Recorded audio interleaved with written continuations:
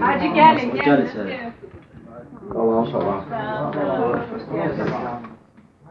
Gəlin elə.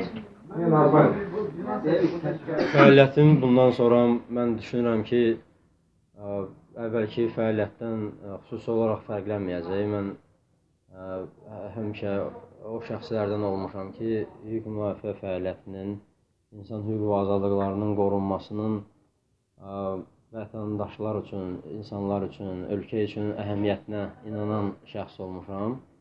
Və mən düşünürəm ki, əgər biz həqiqətən də güclü dövlət, yəni indi deyildiyi kimi, hamının danışdığı kimi güclü dövlət istəyiriksə, insan hüquq və azadlıqlarının müdafiəsi də güclü şəkildə həyata keçirilməlidir. Mən həbsimin 3-cü ayında dövlət başçısına müraciət eləmişdim azadlığa buraxılma xahişi ilə.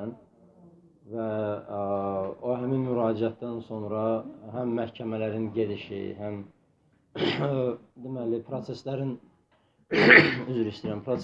öz gedişindən həmişə gözləyirdim ki, yəni və dərk edirdim ki, mənim həbsdə qalmağım üçün nə hüquqi əsaslar var, nə də əslində praktiki əsaslar var.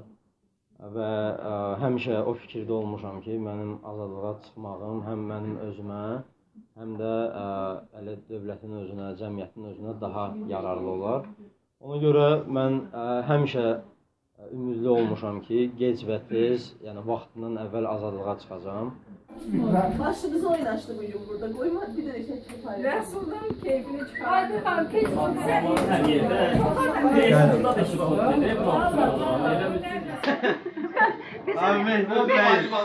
Mehman Bey'dir.